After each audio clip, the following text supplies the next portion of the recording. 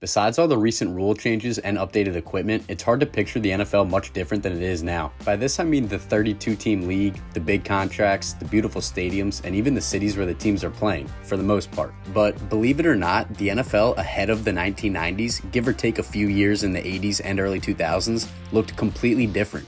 But over the course of the decade, there were highly influential changes that helped shape the NFL we know and love today. It's a lot of information, but I want to try and get everything across as quick as possible. So get set, because today I'll be talking about how the 1990s shaped the modern day NFL.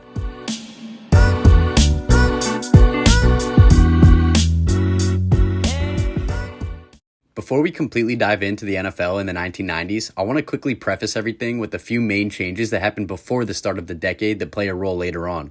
Back in 1976, both the Tampa Bay Buccaneers and Seattle Seahawks joined the league as expansion teams, but they're really only coming up for uniform changes down the line. Then, in 1982, the Oakland Raiders moved to Los Angeles, followed by the Baltimore Colts fleeing to Indianapolis overnight in 1984.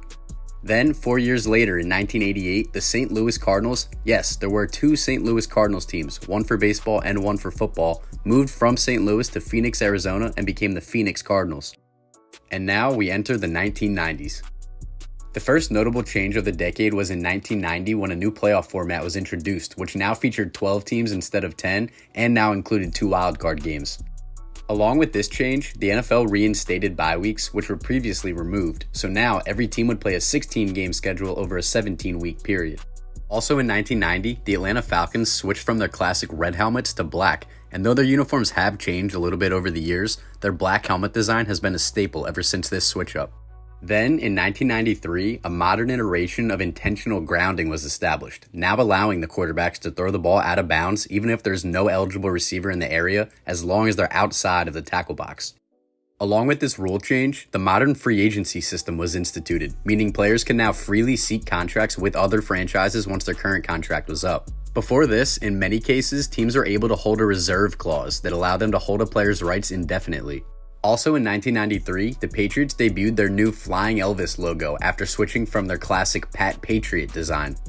They also switched from red and white to a light blue red and white color scheme with silver helmets. This new look didn't last too long though, as the original home jerseys had red numbers with white numbers on the shoulders, and the away jerseys were reversed. But in 1994, they switched the font style of the numbers and the color scheme up just a bit, as well as adding the logo on the sleeve. But in 2000, when Tom Brady entered his rookie season, they switched to the darker blue that we know today. In 1994, the NFL implemented the option of the 2-point conversion. Prior to this, whether an extra point was kicked or an offensive play was run after a touchdown was scored, the offensive team was only given 1 point. Also in 1994, the now Phoenix Cardinals officially changed their name to the Arizona Cardinals as we know them today. Now halfway through the decade, 1995 proved to be a huge year for the NFL. They welcomed 2 new expansion teams, the Carolina Panthers and the Jacksonville Jaguars, which now brought the league up from 28 teams to 30. Another major event in 1995 was the departure of NFL football from the city of Los Angeles. The Rams decided to move their franchise to St. Louis, Missouri, where the Cardinals had once played, and the Raiders took their squad up the coast to Oakland. This led to the city of LA going without a pro football team for 20 years until the Rams eventually returned to Los Angeles in 2016, followed by the Chargers a few years later. Also in 1995, the league started NFL Europe, which consisted of teams that served as sort of feeder programs for NFL teams. And along with this, it also served as an attempt to expand the game internationally. Now, NFL Europe folded in the early 2000s, but the NFL's push to grow the game worldwide certainly hasn't slowed down. The next year featured even more teams that moved to new cities and teams that introduced new looks. In 1996, the Cleveland Browns moved to Baltimore in the middle of the night and became the Ravens. So essentially, the Ravens we know today actually trace their history directly back to the Cleveland Browns of years past. And by that, I mean the successful franchise that they built.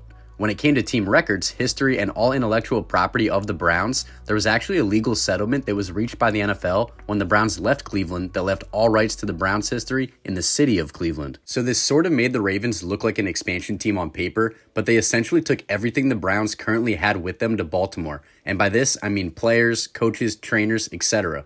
To put it simply, the Browns roster in 1995 was now the Ravens roster in 1996. And funny enough, also in 1996, only 1 year after both the Raiders and Rams left LA, the Seattle Seahawks actually planned on moving into the now vacant city of Los Angeles, even moving a good portion of their staff members and football equipment to an elementary school in Anaheim, California. But due to all the recent franchise relocations, the NFL was scared it would appear to be unstable if another team just decided to pick up and move. So ultimately, the relocation was vetoed by the league and the Seahawks remained in Seattle. To add on to this, there were also some uniform updates this year as well, with both the 49ers and Eagles. Firstly, the 49ers changed their color scheme slightly from a scarlet red color to a deeper crimson, and they historically had plain white or red block numbers on their jerseys, but now they featured a black outline and their logo was featured on the jersey sleeves. They also updated their helmets by adding a crimson stripe outlined in black instead of the usual white stripe outlined in red, and they even changed from a gray face mask to red. Now, back when they won the Super Bowl in 1994, they did introduce the black outline numbers, but everything else on their uniforms stayed the same until 1996. The Eagles, on the other hand, made a pretty drastic change this year. They boasted one of the most popular uniform sets in league history with their Kelly green jerseys and helmets in some form or another from 1935 all the way until 1995.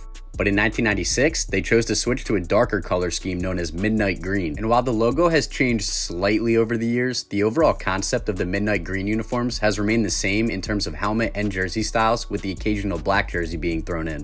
1997 featured even more team relocation and uniform changes. The Houston Oilers left Houston and moved to Tennessee, where they were known as the Tennessee Oilers through the 1998 season. But they decided to keep the same uniforms and team name. And now for uniform changes, we have the Buccaneers and Broncos.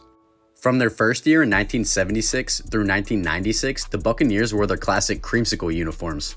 These uniforms featured the Buccaneers' original Bucco Bruce logo on white helmets, with jerseys that were bright orange and white with hints of a deeper orange, almost red color. You either love them or hate them, but in 1997, they switched from the creamsicle uniforms and completely changed their look. Now, their helmets were sort of a gray color known as pewter that featured an intimidating Buccaneer flag with a skull and crossbones on it. They also updated their color scheme, now featuring the deep orange, dark gray, and black. These uniforms deviated slightly in the mid to late 2010s, but this look is the one we still see today. For decades, the Broncos wore their bright orange home and away jerseys with a royal blue helmet with a D and a Bronco as the logo. But entering the 1997 season, they too unveiled a complete uniform change, color scheme and all. The new colors were dark blue and orange, with the new helmets featuring a more menacing looking Bronco head as the logo. And this is virtually the same loadout we see today, with some minor tweaks done recently.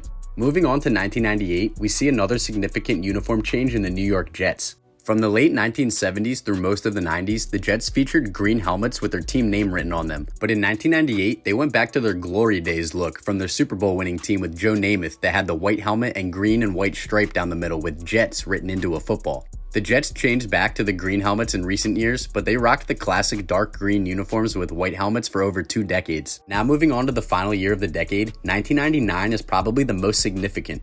Going back a few years to when the Browns abruptly left Cleveland and changed their team name, city, and colors to become the Ravens, this meant that there were actually no Cleveland Browns in the NFL for 3 seasons from 1996 through 1998. This obviously left a sour taste in the mouths of Browns fans, but to make it even worse, their final season in 1995 happened to be the team's 50th anniversary. But when the Browns suddenly transformed into the Ravens, there was a unique legal settlement reached that I mentioned earlier, where the entire Browns history, such as team records and all intellectual property, remained in the city of Cleveland. Meaning the Ravens had no affiliation with the past Browns teams. So, in 1999, the NFL agreed to add another expansion team in Cleveland, and obviously it was given the rights to the old uniforms and name. So legally speaking, the Browns are actually considered a continuation of the former franchise, despite the former franchise moving to Baltimore. It's a little confusing, but in a nutshell, the Browns were back, and it looked like they never left, but don't get it confused. They were still an expansion team and had to start from ground zero. They even had to have an expansion draft to help fill the roster, because all the great players that the city grew to love over the years were now wearing Baltimore Ravens uniforms. So the Browns' seemingly endless trail of losing seasons for the better part of 20 years wasn't because the Cleveland Browns were just always a bad team. They actually had great teams historically, but they had to start all over when they rejoined the league in 1999 as an expansion team. And since we're already here, I'll move on to the Browns' counterpart, the Ravens, who made some changes of their own this year. From their first season in 1996 through 1998, their initial uniforms looked just a little different than we know them today, with white numbers outlined in gold and simpler jerseys. Most notably though, their original logo was a bee surrounded by raven wings, which was also featured on the sleeves of the jerseys as well. But in 1999, they switched their logo to the raven head as we know it today, and this hasn't changed since. Now moving on from the Browns-Ravens saga, the Houston, now Tennessee Oilers made a huge change in 1999 as well. In their first 2 years in Tennessee, the Oilers played in 2 different stadiums, first sharing the Liberty Memorial Stadium in Memphis with the University of Memphis football team, then sharing the Vanderbilt Stadium in Nashville with Vanderbilt University's football team. But heading into the 1999 season, they finally moved into their own home at Adelphia Stadium in Nashville,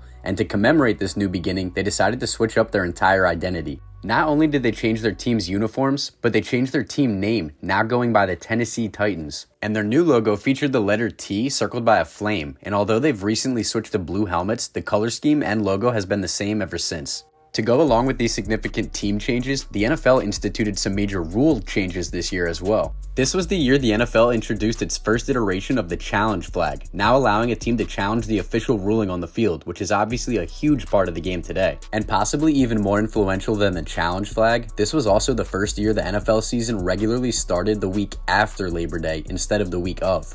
This was because the start of the playoffs were originally scheduled to start on New Year's Day in the year 2000. But because of concerns surrounding Y2K, which referred to the start of the year 2000 and possible computer errors that could result from the turn of the millennium, the NFL decided to bump the start of the season back 1 week so the playoffs would begin on January 8th instead, and this is the schedule they still use today, being officially adopted in the 2001 season.